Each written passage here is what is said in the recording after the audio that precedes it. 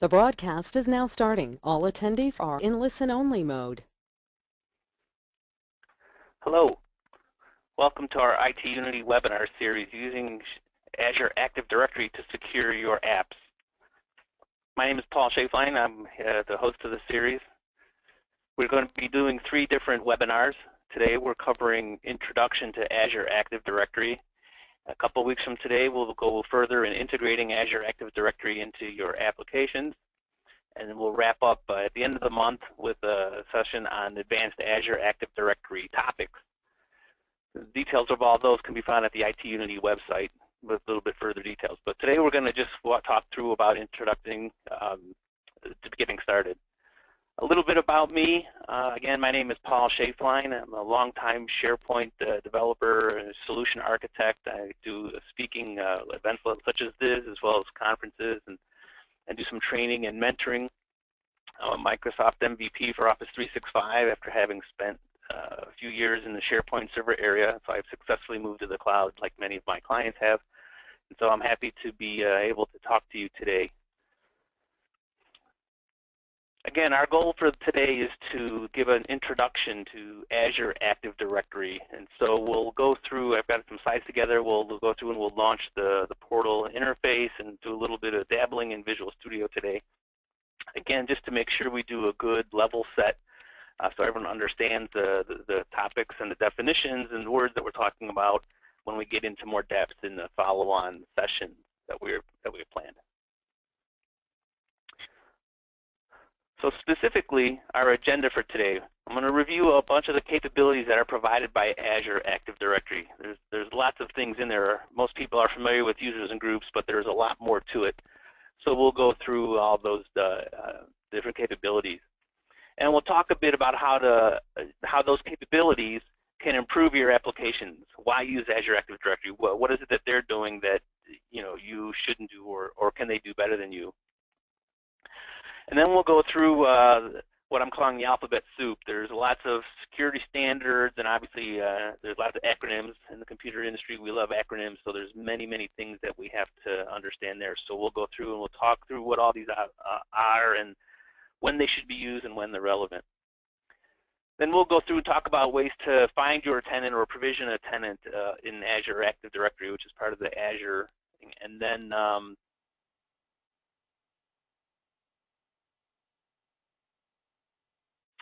we'll launch one's called the portal, one's called the preview portal, although the preview portal has been around for quite a long time. But we'll see there's some things available in just one, but it's kind of they're getting parity, so it's pretty close. And then we'll have a question and answer. I think we'll have some time for Q&A at the end. So that reminds me, in the software there is a questions tab, so you can enter questions that will then show up for me here. I'll be monitoring that as we go through. If a question seems relevant to the current slide, I'll try to roll in the answer if I can. If it seems something that may not be on the slide or in the agenda, but feel free to post it. We'll have time at the end, as well as I'll be having a record of these questions, and if we need to connect offline, I'm happy to do that as well. So that's our agenda for today. We should be done in an hour and so, and then you can get on with your day. So, capabilities provided by Azure Active Directory. Right? Most importantly, it's being sold and positioned as identity and access management in the cloud. Right? So as organizations are understanding how the benefits of cloud computing or outsourcing their data centers, if you will, it becomes critical for users to be able to log in securely. There are many, many different cloud platforms. Office 365 is the most popular that we've seen in those of us in the SharePoint space, but CRM is in the cloud, and Salesforce and PeopleSoft and Workday, and there are just so many different software as a service offerings that are in the cloud. And so if I want to have someone do that, and traditionally we would have an account in each of these systems. And when you have more than a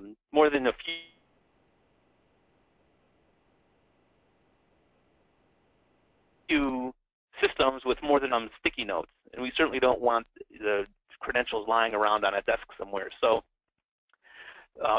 it helps to have a cloud-hosted identity management. And so the goal for most users is to have a single account everywhere. It just works, and that's what we bring to the table here. So Azure Active Directory does provide identity and access management. This is accomplished in two different ways, and we're not going to go into details in this series. There was an IT Pro flavor of identity management that happened on IT Unity. You can refer back to that. But one option is for us to synchronize our users and groups from our on-premise Active Directory into the cloud. Another option is what we call federate. We'll talk a little bit more about this later, but the idea of federating just says, hey, Azure Active Directory, I don't want you to do the login. I want you to refer logins to me in my own on-premises federation servers, and the authentication then would happen on the same Active Directory controllers as domain controllers as your on-prem network would be. So you get either option. Both work exceptionally well, depending on the appetite for hosting servers or the appetite for outsourcing those capabilities. So that's perfectly fine, and that is by and large the most popular capability that people use of Azure Active Directory is this identity management. Single sign-on, as I mentioned, this is again what our users are craving, right? So under the covers, the technical term might be same sign-on instead of single sign-on, depending on how you configure it. But if it's the same ID and same password, end users are happy. They don't have to worry about too many things. Azure Active Directory supports all of our most common protocols, and so they're listed on here: SAML, WSFed, and OpenID Connect. We'll talk about that later. That's part of the alphabet soup. But that is, again, something we can do. And it's quite simple to integrate that into our applications, as you'll see when we launch Visual Studio in a bit. Self-service password management. I'm missing a word there, my apologies. But the user maybe wants to change their password, or passwords expire, or forget their password. So you can configure Azure Active Directory to do a self-service web-based interface for changing passwords or resetting passwords. That reduces a tremendous load off your help desk, and especially if you're in the cloud, you may have a distributed workforce, and so being able to have Azure Active Directory support multiple time zones and use that many users is a terrific capability. One of the newer options, and one of the lesser known, is what's called application proxy. So Azure itself has this ability to do application proxies, and it's lumped in with Azure Active Directory because it helps secure that. The idea around application proxy is that you install some software in your on-premises network, and you connect that server to Azure, and it provides a tunnel for end users to use a browser and get access to these applications. So I should rephrase that, right? So if you have web-based applications running on servers in your data center, you can proxy access to those through Microsoft Azure, and you grant permissions to that application proxy tunnel using accounts in Azure Active Directory. And so I can now expose internal applications to the cloud without having to go through and reconfigure my firewall and fight that battle with the security folks for every single application. It's really just set up application proxy. And you can configure, if you're so inclined, you can configure a dedicated connection from your data center to Microsoft's data center. So the information isn't necessarily going out on the public internet until it leaves the Azure data centers. And most people would agree that Azure data centers have been hardened probably much more than most smaller companies would do in their internal data centers. So that's a great feature there. I'm not going to go in depth on application proxy, but if you certainly, it sounds interesting to you, I encourage you to go look at the documentation.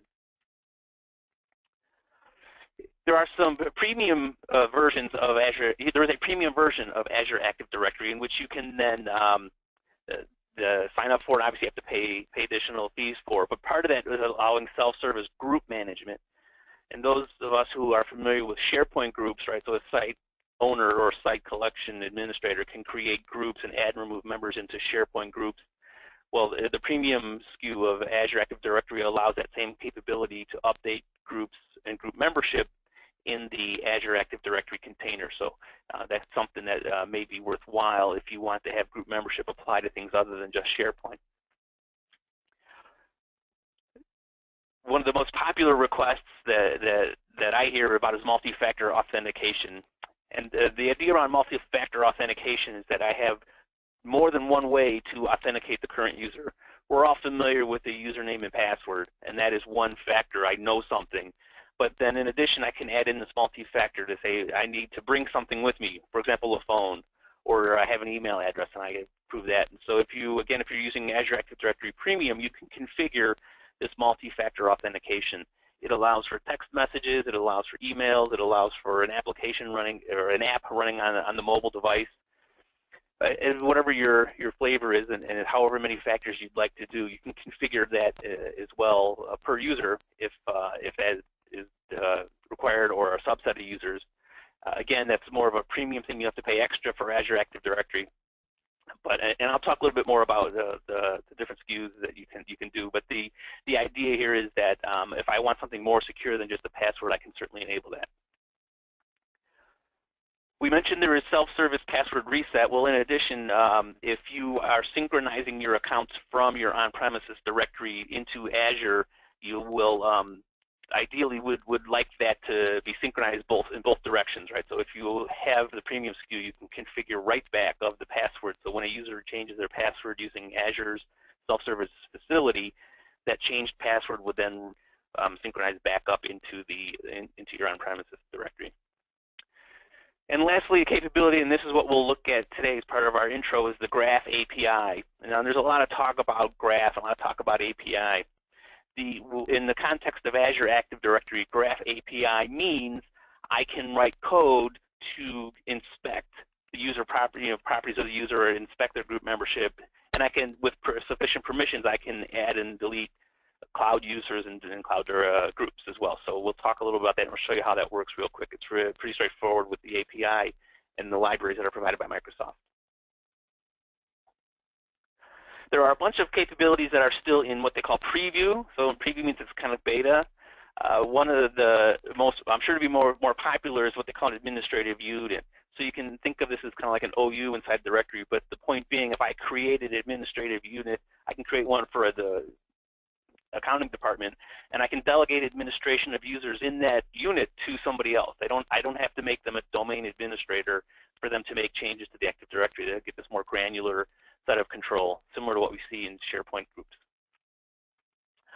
Dynamic groups is in preview, and this is a fantastic capability, and again, I expect this to be a premium offering as well. And the idea here is that instead of creating a group, say accounting, and then adding 6, 7, 8, 10 people into the accounting group, I can define a dynamic group called accounting, and I can define a rule such as if the department equals accounting, then the user is in this group.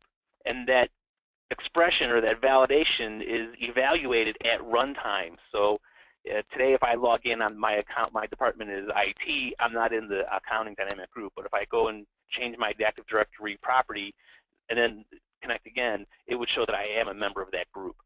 If you've done anything with claims authorization, it's the same concept there, but they just surfaced it with this dynamic group, and it looks like a typical group membership in the rest of the directory world. So it's a fantastic item. Also in preview is what they call conditional access for multi-factor auth. The concept here is that if I'm on my internal network, or if I'm connecting through my internal network through my firewall or my proxy, I can just use an NTLM password. I'm happy. But if you come in through the public internet, I'd like to do multi-factor authentication. So you can do this conditional access of resources. Also with the new advanced reporting API, and so the idea around here is you can use an API to get the information that you can get to the reports. There are some reports that come with the Active Directory about the number of password resets and the number of transactions and so on, and there's a reporting API on that. There's a question in the chat that says, are dynamic groups now security groups or just available to applications? And I'm not 100% sure. My hunch is that they, well, first of all, they're an Azure AD only thing. So the security groups or distribution groups that you'd expect in Azure in on-premise Active Directory does not necessarily apply. Dynamic groups is an Azure AD group construct, and so it's just a group membership that you would then typically use for authorization inside your application. Right, so given all this, how does that help us, right? So the most important things that I'm going to see as we come through, clearly application proxy is going to be completely very important to us, right? If I have, I'm certain we have web-hosted applications on our internal networks, and rewriting those to be hosted in Azure, like on an Azure website or an Azure web role, is not a trivial task. It's not terribly difficult, but it's not trivial. So being able to expose those using application proxy is certainly going to be worthwhile. The impact on your application, however, you have to make sure that you understand that the authentication that's happening to your application may not necessarily be integrated NTLM all the time. I may be getting a cloud user, and so how does your application handle an entry of a cloud user as opposed to an on-premises user? Single sign-on, very, very important. We'll show this just a second here. We certainly want to make sure that we are configuring single sign-on. We want to make sure our applications authenticate users using the same facility or using Azure Active Directory to do authentication. That then lights up all these capabilities that are part of Azure Active Directory. And then user and group management clearly is something that we're going to want to make sure if our application is doing some type of authorization or a role-based access inside our application, and we want to give our users the ability to create a group of users, we certainly are going to want to have that available to us. And so just to show you how this works, I want to real quick switch over to Visual Studio, and we'll just create a new application just on the fly here, just to show you how much the tooling has gotten better. So I'm going to create a new ASP.NET web application. I'm using Visual Studio 2015. This is also available in Visual Studio 2013 for those of you still using that. And so I'm using a new application. Again, we'll choose the MVC, the latest and greatest. And you'll notice right here in the project wizard, I have this change authentication on the right-hand side. I'm going to click change authentication. You can see here the default says individual user accounts, and that says user profiles in a SQL Server database, right? So FBA, which you should never use. I'm not sure why it's the default. But using some of the acronyms that we'll talk about in a bit, you can connect to Facebook, Twitter, etc. Just to review the others on this list, clearly no authentication will be anonymous. Windows authentication is our window integrated NTLM authentication scheme. But work and school accounts is the magic one that we'll want to use to connect to Azure Active Directory. And so you can see here, it remembers the setting that I had before. I'm using a cloud as a single organization. I'm only connecting to a single Azure Active Directory. I have the domain of that. You can see it's on Microsoft.com, which is a typical directory. And then obviously we have this option here to read directory data. I'm going to click yes, because let's assume my application wants to inspect the group membership of the current user. And so by choosing that option there and then connecting on, Visual Studio's project wizard will go through and wire up what's necessary for this all to happen. We'll let that finish, and then I'm going to real quick we'll run the application, and you can see it in action, and then we'll show a little bit of the code behind the scenes. Again, today we're talking more of an intro to Azure Active Directory, so I won't go in depth into all the libraries and code that we have at the moment, but I at least want you to see it in action. Okay, so that's completed. I get a little README file in my application. I don't care about that. I'm going to go ahead and run this. The first thing that will happen is it will connect up, and it will sorry, let me just move this to the right screen. Right? And so you'll see it's running off of localhost. This is the current application. If you keep an eye on the URL, you may see it's gonna eventually blink and redirect me to Azure because I've configured my application and say I want you to authenticate to the cloud, and in addition to authenticating to I'm going to deny access to anonymous as well. So. And you can see here now I've been redirected to login.microsoftonline.com, and it says, do you want to log in, right? And so I want to, we'll go ahead and just use a Microsoft account or a work or school account, it doesn't matter. You can see here the user fills out the form as they would typically do that. We can just click sign in, and you can see here's multi-factor authentication, right? Notice in my application, all I said was I want to use a remote tenant for authentication. And then when it showed up here, the user got to pick how they want to log in. this particular Microsoft account is configured for multi-factor authentication, and so my application doesn't have to worry at all about this. It works just as you would expect in the cloud, but no changes to my code, right? And so what I'm going to do here is I'm going to run this in Chrome just so you can see that I'll go through the login experience with a different account. We don't want to use the cached accounts. Right. So this time I'm going to go through and I'm going to use an account that's inside that directory that I registered as when I did the wizard. What we'll expect here is an error. That's not good. So let me try that again. Actually, you know what? We'll just open up an incognito window, and we'll go to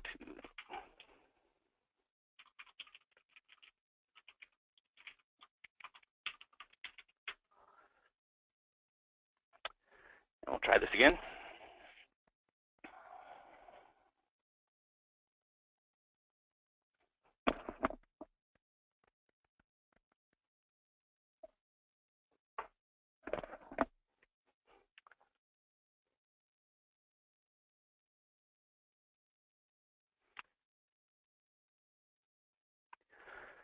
And the demo gods are messing with me. My apologies for that. We can revisit this shortly. You know, and actually, I'm going to actually stop that, and we're just going to go through, and I'm going to open up a previous project that had it working. Clearly, having done the demo earlier this morning worked, and I did something to break it. So let's try this again. I'm going to go through, and we're running it here. So we'll cover this in our next session about integration. It's clear to me what happened now is that I had previously registered an app at this URL, and now I tried to register a second one, and I seem to have broken it. So you can see here, the problem that we're getting is an account is not supported by this application. You can see here, I remember I registered in the tenant, right? So I need to sign out and sign in again, and I'm having trouble getting that sign out to happen. So let's try incognito again with this particular. I'm still running. Yep, I'm still running. So, all right, we'll try the third time's the charm, as they say. If this doesn't work, we're gonna. There we go. We finally made it. So I'm gonna log in as an account in that directory.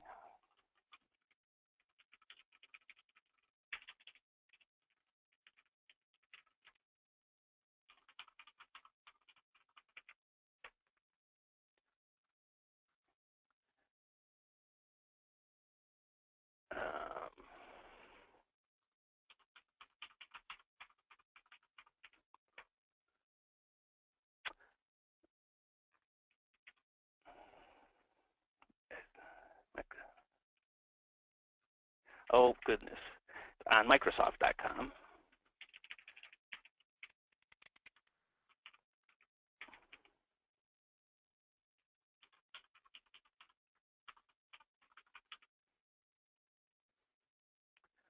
Okay, so finally it worked. All right, so here's the typical user experience that it's what they call common consent. We'll go into this in more details in the next session, but it's saying, hey Alex, you logged in and this application wants to sign in as you and read your profile. And if I show details, you can see that the application was published by the same as my organization, so I would typically want to click yes. This is called common consent. You can override it as an administrator if it's relevant or appropriate in your scenario. Again, we'll talk about more about that later. And now you can see I'm finally logged in, and up at the top it says hello Alex, so it has my information here. And if I click on that, you'll see it's going to a controller called user profile, and this particular application will then inspect the Azure Active Directory to get the full information about that. So if I'm going to go back to Visual Studio real quick, and I can just show you can see here, here's that controller, that user profile controller running, and you can see it uses what we call the claims for the current user, the claims principal, to find out this object identifier is going to be the unique identifier for the person, and using that unique identifier, I can query the Azure Active Directory using this library provided by Microsoft. And when I get that back, I can then pull out information about this user object. And this user object, if I look at the definition real quick, user definition. So this interface, it has properties called first name, last name, display name. If I switch to the view real quick, you'll see that user has a display name and given name and surname. These are values that you'd expect to see in an Active Directory. So that information is available to me just by using that library from Microsoft. So I apologize for the rough demo, but at least we got through it. So you can see here that we are able to leverage it. By the way, if I go back to slide here, you can see in this particular example, I was showing how the single sign-on would work inside my application and getting user information. So how does that all work? Under the covers, there's a lot of things happening here that we want to make sure we understand, right? So, and of course, that's all using all types of crazy acronyms. So first, let's take a step back and make two primary distinctions. You'll want to understand how this is working. First is that we have an authentication process. Authentication process is what we call the process for verifying the identity of a security principal. And this authentication typically means login.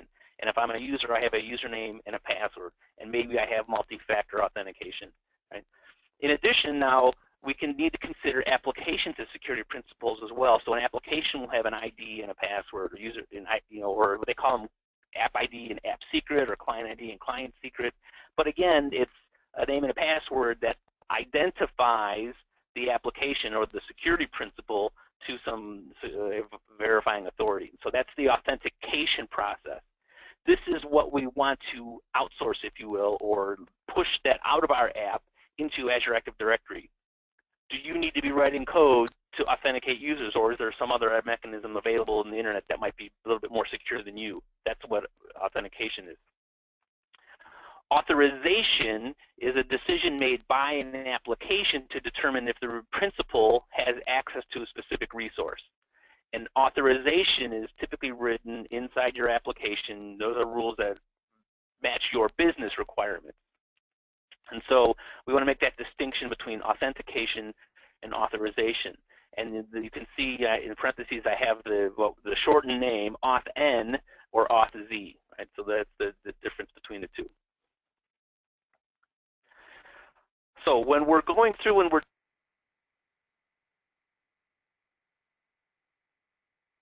talking through the legacy one, the long-time one you see before is called WSFed, which is Web Services Federation. And you can see here I've taken the definition from Wikipedia just as to show you what's happening. But the idea here is I am authenticating a user. WSFed is used to authenticate a user, right? And you can see it passes information on identity and attributes, right? And so I would expect as part of the WSFed to get a set of attributes about the current user, and we call those claims. And so you'll see in the code snippet you might have seen where one of the claims was the unique identifier. You can understand the identity attribute would be your domain name, domain/user, right, the SAM account name.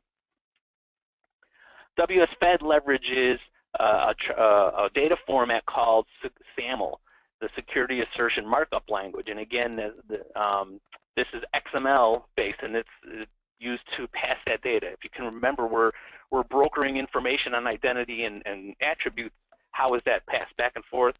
And SAML is the XML dialect used by the WS Federation protocol to pass that information back and forth. There is a lot of XML, and parsing that can be rather onerous. And there are many libraries that have doing this. WSFed has been around for quite some time. In fact, the claims authentication that you would see in SharePoint is using WSFed. And if you were to do federation with your Azure Active Directory to your on-premises federation servers using Ping or SiteMinder or ADFS, that's typically WSFed and SAML that you'll see going back and forth there. Now there is a newer or separate version, right, called OpenID, and OpenID again is doing authentication, right, to understand what's back and forth, all right. And the idea here is OpenID doesn't use XML, it uses JSON, and it really kind of took the whole heavy XML and the SOAP conversation and the real heavy mainframey type conversation of the protocol, and it made it much simpler. OpenID was really built on some common HTTP, AJAX, JSON conversations that are very typical for web applications, and it's a much more lightweight protocol. OpenID has been superseded by what they call OpenID Connect, right? And OpenID Connect is built on top of OAuth. We'll get to OAuth in a second here, but the idea here is OpenID Connect is yet another way for us to authenticate someone at the other end of the network, right? So either user or an application, I'm going to be doing that, right? OpenID and OpenID Connect don't use SAML as their data format. They use a JSON Web Token, which is abbreviated JWT and pronounced JOT. So you'll see, or you'll hear people say a JOT token.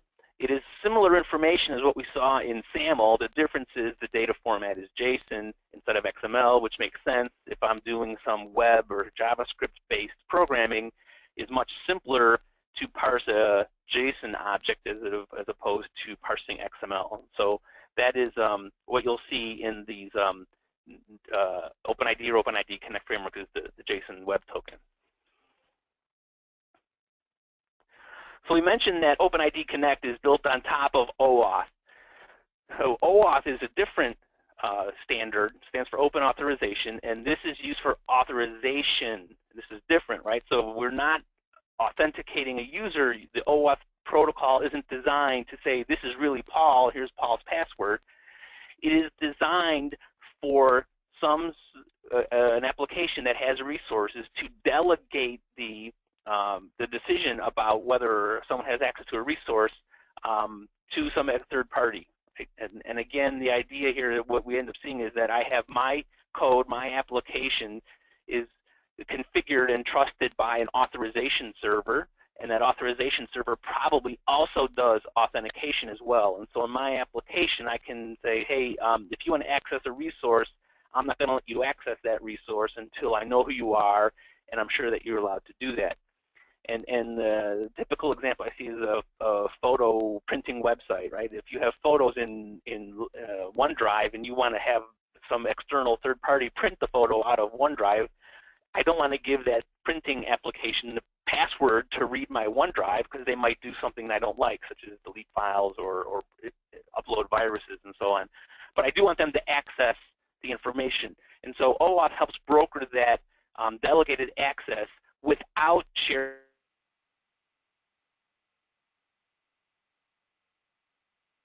credentials. Again, but the idea here, again, the key thing here is OAuth is used to allow access to a resource without sharing the password.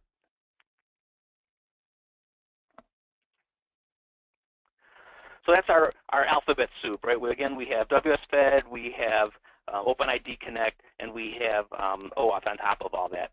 And so I'm going to switch back to Visual Studio real quick, and if we go back to this project, and I'm going to actually just dig in a little bit here, and you can see the account controller, which is where the work is happening here for the login to happen. And you can see here, they put it right in the comment for us, that Visual Studio 2015 is using an OpenID Connect sign-in request. Right? OpenID Connect is supported by Azure Active Directory, and so they can go through, and this library does all that for us. You can see these properties and the OpenID Connect defaults and so on. That's part of the library that's configured when you do that. So clearly we're getting all that. Now, if you would rather do WSFed, you can certainly do that. But the wizard that you get as part of Visual Studio won't necessarily support that for you. But if I look closely inside the application configuration, in MVC, we do that in our startup, app start. And you can see here we have startup auth. And so part of the MVC OWN pipeline, you can see we're injecting this to say we want to use cookies to store information, but when it comes time to actually do the authentication, I'm going to use OpenID Connect. You can replace this with code to do WS Federation if that's what you need to do in your environment, but it's much more onerous, and it won't be necessary so much anymore. Just by the way, ADFS that's being shipped as part of Windows Server 2016 will support OpenID Connect, so you can get away from the WSFed work completely on-prem as you move forward into the newer operating systems and so on.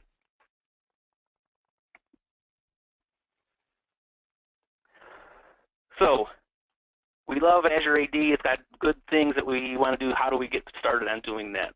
right? So there's many ways to get a tenant, right? You can sign up for an Azure free trial. You get 30 days, $100 or whatever the case may be.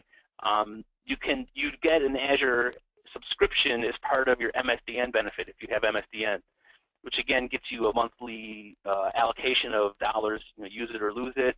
But again, you can get started and do things as part of your MSDN benefit. If you have Office 365, you have an Azure Active Directory tenant because Office 365 leverages Microsoft Azure for its identity management. So you have that if you have an Office 365 subscription. You can get a tenant through an enterprise agreement as well.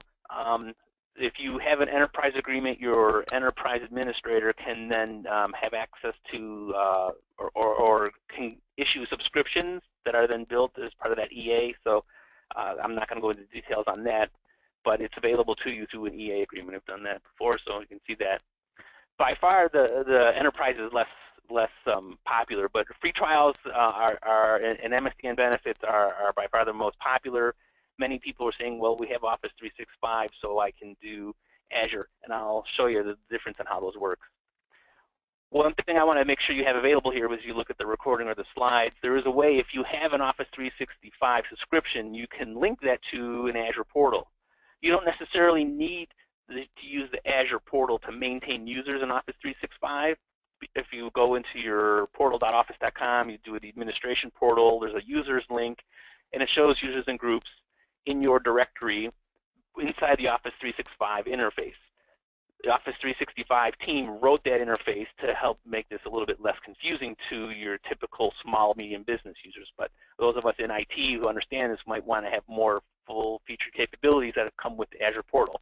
So you can do that. You get an Azure subscription, either it's a free trial or it is MSDN or whatever the case is. You get an Azure subscription and you log into Azure and you go through the steps to say, I want to create a directory, but instead of creating one, I choose the option to link to an existing directory, and that'll launch a wizard. And in effect, you log into Azure as an administrator, and then it says, okay, I want you to log into Office 365 as an administrator.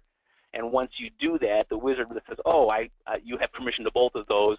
Are you sure you want to link? If you click yes, and it works. Right? So that's pretty straightforward process, but it was hard to, it's kind of misnamed inside of Azure because what you really want to link them, but they call that custom create. So it's a little bit of a misnomer there, but certainly it follows straightforward. All right. So let's go see what the Azure portals look like. So again, we're going to switch over and we're going to I'm going to start again, and I'm going to go to incognito mode just because we're going to have multiple accounts going here. So the first thing I'm going to do is log into Microsoft Azure. And so to get there, I do manage.windowsazure.com. And manage.windowsazure.com will try to log me in as my existing account. If I have it, that's why I'm in incognito mode.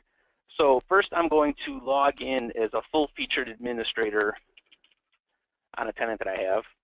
Show you the full experience. Later on we'll go in and we'll log in as an Office 365 connected user, but for now we'll show how this works.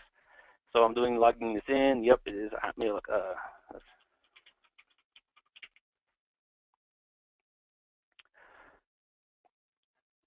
And so now I'm logged into Windows Azure under my tenant, and you'll see I have a lot of stuff here. And this is what we call the Azure Portal, sometimes called the Legacy Portal. And so you'll see that we're going to have a bunch of different, everything that Azure offers is listed on the left-hand side, and they'll have this unique icon, and eventually the name will show in. And you can see there's lots of things that have been added into there, right? So I'm going to real quick scroll down and choose Active Directory. And the first thing you might notice is, hey, there are 2 Active Directories in a tenant, and that's perfectly fine. That's allowed. It's nothing wrong with doing that as well. One tenant is what I use to run my business. The other tenant is I use for my demo. So I'm going to click on this other demo tenant, and when I'm in here, now you'll see I get this little a quick start page, which lets me go through the typical steps to add a custom domain if you'd like, or do your connection to your on-premises information. And clearly they want you to spend more money, so that's up there as well. But across the top, you'll see I had different choices. So I'm going to click on users for the moment. And you will now see that I have a list of users. Right at the top is Alex, who I logged in with during a previous demo. One thing to point out is this sourced from. You'll see here it says Microsoft Azure Active Directory. This particular tenant is not using the synchronization capabilities, but if it was, this would say it would have the name of the domain. So it would, you can see at a glance whether a user is sourced from the cloud directory or from an on-premises directory. So that is a key distinction you need to make sure you understand, that because I have this cloud-hosted identity now, there's just because I'm synchronizing from my on-premises directory does not mean that's all that will ever end or could end up in the directory. So that's one thing you want to make sure you understand. And part of that code that we showed you earlier, it was making a call to the cloud, because login was happening from the cloud directory, the call to get properties was going to the cloud directory as well. That way, we're sure that we're getting information. Right? You'll notice at the bottom I have options to add users and do the stuff that you'd expect to do. Since Alex is selected, I can configure the information here based for Alex. I'm going to continue across the top real quick and show you. Clearly, we have groups just as you'd expect. Notice here again the sourced from. These groups were created using the Office 365 interface, and so that's why they show it's sourced from there. I can add a group, right, and we'll do an IT Unity group, so just so you can see the difference here. And as I create that, you'll notice IT Unity is sourced from Azure Active Directory and not from Office 365. So again, we can see that information. As you'd expect, when I go into a group, I can see who the members are, who's the owner, right? Different properties about that. Again, it has an ID, which is stuff that we'll make sure we understand here. And if I really want to do this, what we call dynamic groups, clearly, even though it's in preview at the moment, it requires a premium license. So I'm going to click the arrow on the left here to get back to that, and we'll go back. We'll continue through. Now we get into what I find is the most interesting one, which is called applications. In this new modern environment for authentication, applications are security principles. Applications are a first-class citizen. We can have applications connecting to a directory and applications connecting to other applications without user intervention. So we want to have a place to understand where that application is from. And you'll see here, the default view is showing some applications that are published by Microsoft corporations, such as Office 365 and Intune. And there are things that are created. So Web Application 7 is the one I showed you before. That's an application published by me, if you will, right? So you can see there's lots of different choices here. I'm going to real quick click on this application that was created, this Web Application 7, the one I did this morning. And we're going to go through. And if I click on users, I can have the ability to say which users are allowed to access this application. So notice it's not yet configured. So this app is not configured to require that, but that's the capability. I want to do some initial authorization rules right in the directory level to say I'm going to grant access to an application. This would be very helpful if, for example, you have a limited number of licenses. If you're using Workday, you wouldn't have. Do you want every user in the company to have a license to Workday or just your HR department? So you can grant that at the very beginning. When I click configure, you'll see a bunch of properties, and we'll talk about these in depth in our next session in a couple weeks. But you'll notice that I have a URL that's used to sign in. So after a sign-in happens, we want to know what URL to redirect to. And then you'll notice there is a client ID and a key. The key is not shown, but the client ID and key you can consider a username and password. So my application presents the client ID and the key to Azure Active Directory when it first is trying to read information about the users. Right? Again, if you remember in my demo application, the first thing that happened was that Alex logged in. And Alex can log in because it's configured for single sign-on.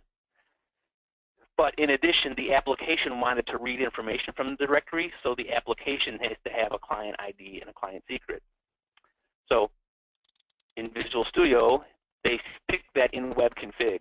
Now, that's not necessarily a good idea for production applications, but you can see client ID and client secret are available to the application at the time it's trying to make a call to the directory. And this Active Directory client will leverage those values from web.config to make the connection for us. So you can see here, here's the client ID and the F key are pulled out here. So again, that's required for the application to be what we call a security principal and access that information. And then down at the bottom, you can see that this application has permission to read directory data and sign in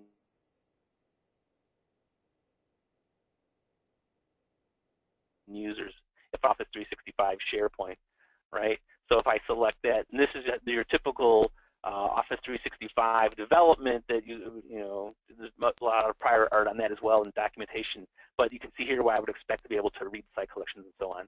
So again, that's more of an advanced topic we'll talk about in our next session, but I at least wanted to show you that applications are added into a directory just as users are as well. Right. And so I've already linked up my Office 365 tenant, but just to show you how that link would look, when I come in here and I click New, because I have the directory node selected, it automatically went to App Services and Directories. So I'm going to click on Custom Create, and this would be the option here to say this Use Existing Directory would be the ability to then connect my Office 365 directory into my Azure tenant. Okay. I'm going to go, that is our Azure Portal as it relates to directory, right? If I click up here on my name, you'll see there's a Azure Preview Portal. And the Azure Preview Portal, which is the long-term vision for how it'll be for all things Azure at some point in the future. But this looks like, and it has this modern UI that we would expect. And so you notice I'm still logged in as the same user. And so if I look at all my resources, I will still see in here I have Active Directory. All right. And, oh, that's coming soon, right? So manage this in the Classic Portal. So this is our experience that you can see. Not everything is in the Preview Portal, so we have to go back. But I will point out that I had some virtual machines running as well. You can see those do show up in the Azure Portal, just like we've seen before. I'm going to go back to the other one here. So you can see I have some virtual machines here. And if I look back eventually, we would see this in the new portal as well. Now, some things are available only in the new portal. For example, recent things such as the application insights and so on. And you can see the list here is quite longer than the legacy portal.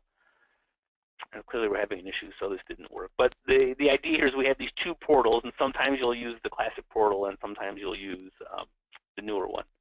So now, the next thing I want to do is I'm going to close this incognito window, and we're going to go back into it again. And I'm going to log in as an Office 365 user in that same tenant.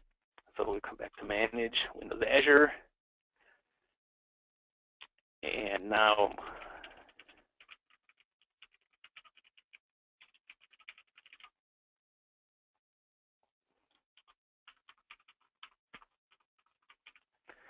so this is an account in that separate directory that was used for Office 365, and I granted that account access to my Azure Active Directory tenant, but it is only, actually, that user is an administrator of that directory. So now when that account logs on, I see that directory in the portal, but you'll notice all the other options are gone.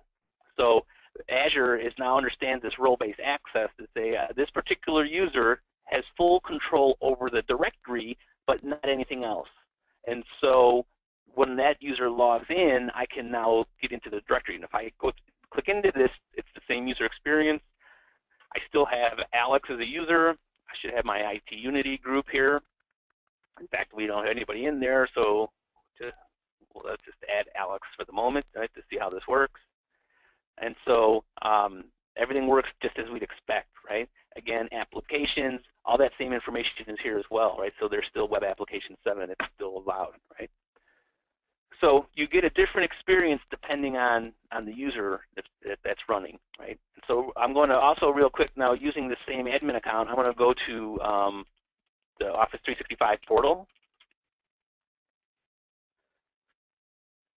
Notice it didn't prompt me to log in. I'm in the same incognito window. And so Office 365 is using Azure Active Directory as the authentication. And since I've already logged into that account for the Azure portal, I can now see the information. I'm logged automatically to Office 365 at the same time. I'm going to switch over to the admin screen real quick. And again, I'm not going to talk in depth about Office 365 per se, but at least to show you the similarities of things that we would expect to see. Again, Microsoft understands many users won't use Azure. They'll just use Office 365.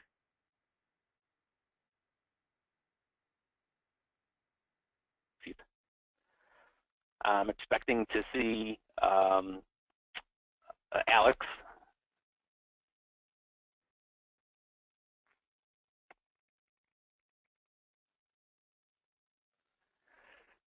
And then we'll actually go through, there's also a group here we go, so here's Alex finally come on, right? So there's Alex as we expect. When I click on groups, again, the groups is kind of an overloaded term. There's these things called, the groups capability Office 365. We're not talking about that. We're in the admin center. I click on groups.